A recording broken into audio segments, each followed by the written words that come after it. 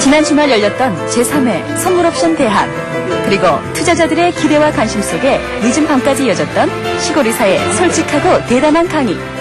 시골이사 고고, 투자자들과의 두 번째 만남. 소위 말하는 선물시장을 주도하는 논리는 아주 철저하게 기본으로 돌아가는 겁니다. 그래서 기본으로 돌아가서 이 사람이 주장하는 가장 중요한 것은 뭐냐면은 역시 제가 어제 목이 트지라고 이야기했던 볼린저 밴드의 유용성에다가 우리가 RSI, MACD, 스타캐스틱. 과거에 우리가 이제 그 고전적인 관념, 기본적인 관념의 볼린저 밴드다 그러면 철저하게 밴드에서 우리가 상단 매도, 중심선을 예를 들어 지지 내지 저항, 하단 매수, 이게 기본적인 볼린저 밴드의 고전적인 개념이고, RSI라는 것은 우리가 사실 과열과 침체를 나타내주는 지표로 생각을 하죠. 예를 들어서 30%에서 70%의 구간을 벗어나는 쪽이 과열부터 침체다, 뭐 이런 쪽의 관점에서 보고, 이걸 사실 좀 델리키트하게 보는 사람은 한 40%에서 60%의 구간들을 중요하게 생각하고 이 좌우의 구간대에서 우리가 트레이딩 구간이라고 생각을 합니다.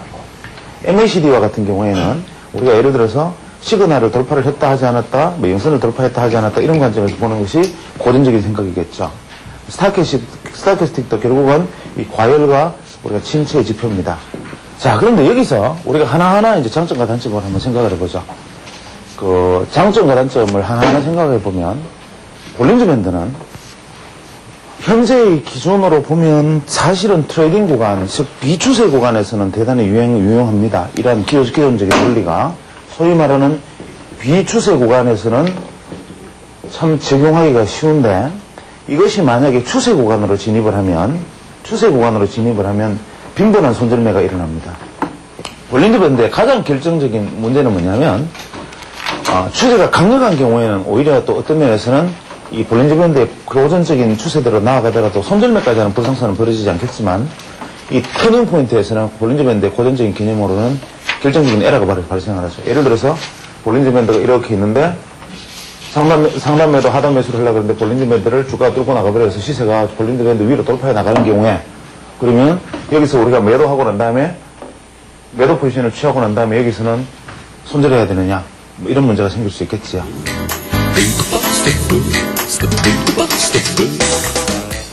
RSI는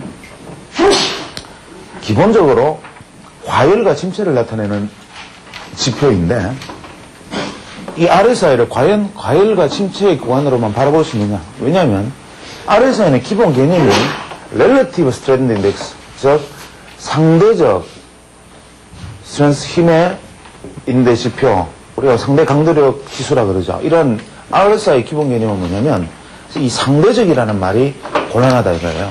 그래서 RSI 같은 경우에는 제일 또 우리가 단점으로 삼는 게 뭐냐면 힘의 세기. 즉 여기서 RSI의 힘의 세기는 상대적 힘의 세기지 이 절대적 힘의 세기가 아니다 이거죠. 이것을 어떻게 또 극복할 것이냐. 이게 기존 개념에 대한 의문입니다. MACD에 대한 기본적인 의문은 뭐냐면 MACD는 결국 사실 우리가 수렴과 확산이라는 주식 투자의 가장 기본적인 근본 논리에서 출발한 겁니다. MACD라는 것은 기본적으로 주가는 벌어지면 수렴하고 벌어지면 수렴한다라는 것은 그냥 불변의 진리지요. 기존으로 삼고 있는 평균선들이 멀어지면 그 평균선들이 다가갈 것이다라는 관점에서 우리가 지켜보는 것이 MACD 지표인데 이 MACD 지표에서 가장 큰 문제점은 뭐냐면 소위 말하는 이동평균선의 골든크로스, 데드크로스가 다를 바가 뭐 있느냐는 의문도 가질 수가 있습니다. 두 번째로 이러한 이격이라는 것이 내가 눈으로 봐도 사실 주가에서 확인이 되는데 굳이 그렇다면 MACD로 따라가는 것은 무엇이냐. 여기서 우리가 출발하는 MACD라는 것은 기본적으로는 우리가 추세의 진입의 시점을 잡자는 것이 아니라 추세 변동성의 극단적인 움직임의 터닝 포인트를 찾아내는 지표로 활용해야 된다는 반성이 생깁니다. 매수, 매도의 매매 시점을 잡아내는 것으로 지표를 활용했지만 MACD의 가장 기본적인, 사실 주가의 가장 기본적인 건 뭐냐면 주가의 대폭적인 확산을 위해서는 기본적으로 수렴을 거친다지 않습니까? 예를 들면 주가가 확산하려면 평균선이 모여서 수렴하고 그것이 다시 확산의 과정을 거침으로써 주가라는 것은 폭발적인 변동성을 가져오는 것이죠. 그렇다면 우리가 이동평균선을 끊어놓고 그것이 수렴되어 있는 걸 가지고 다시 움직이면 되지 않느냐라고 의문을 던지겠지만 그 경우에는 어느 시점이 그러한 어떤 변동성을 보여줄지를 실제로 모르고 그렇게 모여있는 이동평균선은 예를 들어서 이렇게 생각하죠. 241선, 121선, 61선, 21선, 5일선이 한 자리에 모였습니다. 이런 모여있는 이동평균선 중에 실제로 수렴 자체가 의미가 있는 것은 이 중에 한 2개 정도의 이동평균선일 겁니다. 이동평균선이라는 것이 수렴이 되어 있어도 그 수렴에 의미가 있는 이 구간대에서 의미가 있는 수렴이 있고 이 구간대에서 의미가 없는 수렴이 있습니다. 예를 들어서 내가 보고자 하는 시세의 폭이 정해져 있단 말이에요. 사람은 누구나. 그것을 무시하고 내가 보고자 하는 시세의 폭에 대한 기준이 없이 그냥 이동평균선이 모여있다는 사실 자체가 내게 의미 있게 다가와서는 안 된다는 거죠. 그러니까 내가 보고자 하는 시세의 마디에서 는 어떠한 이평과 이평의 수렴이 중요한가라는 것이 대두됩니다. 그래서 MACD의 가장 큰 강점은 우리가 지표값을 내가 설정해 주는 것, 내가 보고자 하는 기간에서 보고자 하는 지표값을 내가 설정을 해서 그것이 모여지고 벌어지는 확산과 수렴의 시점을 찾는 것이기 때문에 MACD의 기초 개념은 뭐냐면 이 수렴과 확산의 터닝 포인트, 즉 MACD가 영선에 도달했을 때 영선에서 상방향이다 하방향이다가 중요한 게 아니라 상승 추세의 방향, 하락 추세의 방향에서 조정 이후에 재상승을 보여주는 폭발적인 3파동의 상승 구간이나 3파동의 하락 구간을 의미하는 것이죠. 이 MACD 지표의 경우에는 특히 매수 매도의 지점 파악에 자신이 없는 분들, 이게 보도지표 같이 올려서 생각을 하면 내가 매수를 잘 하는데 꼭 주식 투자를 내가 성공하지 못한 이유가 매수를 지점을 잘 몰라서가 아니라 매도 포인트를 몰랐었다. 어떤 진입 시점을 잘 하는데 청산 시점을 내가 잘 몰랐었다라고 판단되는 분들은 이 MACD 지표를 상당히 활용을 많이 할 필요가 있습니다. 그 다음에 MACD 지표에서 다시 이제 추가적으로 발전한 게 뭐냐면 MACD 지표도 기계적으로 진입과 청산의 포인트는 잘 알려주는데 항상 주식에 있어서 가장 역사적인 화두, 주식이든 옵션이든 선물이든 가장 큰 화두가 되는 소위 말하는 터닝 포인트, 이놈을 이렇게 알 수 있는 방법이 없나, 여기에 대한 반성들이 또 생깁니다. 그래서 추세가 도대체 바뀌는 지점은 뭘까?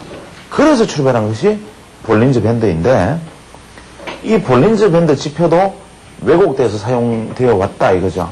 어떻게 왜곡돼서 사용되어 왔느냐, 그게 표준 편차를 담고 있어서 주가가 이렇게 따라 움직이니까 매수 매도의 기계적인 매수 매매 반복으로 사용해 왔는데 그렇게 반복으로 사용해 오니까 예를 들어서 밴드가 이렇게 오다가 주가가 이렇게 도달을 하면 원래는 매도해야 되는 것인데 또 올라서 붙고 또 올라서 붙고 따라가면서 계속 지속적으로 상승을 시키면 이건 어떡하나, 이런 문제들.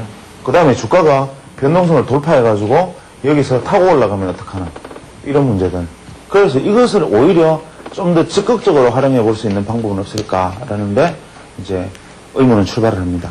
그러면 볼린저 밴드라는 것은 축소된 밴드가 변화의 모습을 보이려는 그 시점이 뭘까? 옵션 투자에서도 활용은 그렇게 하는 거죠. 예를 들어서 이게 지금 변동성이 축소되어서 밴드 폭이 좁아져 있는 상황에서 계속 반복되는 이 가격의 움직임이 변동성을 돌파하고 뚫고 나가려는 그 지점은 뭘까? 그 지점, 그것을 예측하고자 하는 것이죠. 만약에 이것이 축소되어 있어 밴드 폭이 최대한 편차가 좁아져 있다면 이 시세의 흐름은 반대로 디뎌서 돌파를 한다.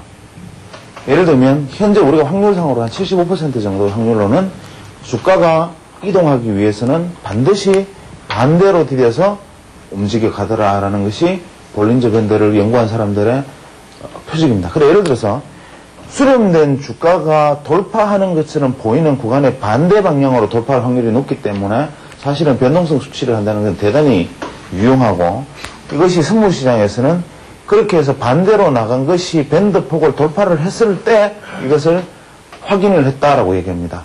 그래서 밴드의 기본 개념은 뭐냐면 밴드 상단선 매도가 아니라 밴드 상단선 돌파를 변동성의 변화로 보는 거죠. 예를 들어서 수세가 시장의 볼린저 밴드 추세가 이렇게 가고 있을 때 이것을 돌파한 것은 그 다음에 단기 조정으로 가능성이 높지만 밴드가 수렴되어 있을 때 밴드가 방향성을 돌파해 나가는 것은 돌파해서 밴드 바깥으로 탈출하는 것이 이게 신호다 이거죠. 그 앞에 이것이 반대되는 도움닫기 움직임을 보여줬을 경우에 더욱더 신뢰를 높일 수가 있고 이러한 어떤 현상들이 시장에서 보여질 때 의미가 있는데 이때 볼린저 밴드의 기존 중심값이 크면 클수록 신뢰도는 높다. 그래서 밴드 폭을 돌파해서 나아갈 때는 밴드 돌파의 의미를 가지려면 이 밴드의 기간이 크면 클수록 신뢰성은 크다. 이렇게 얘기를 합니다.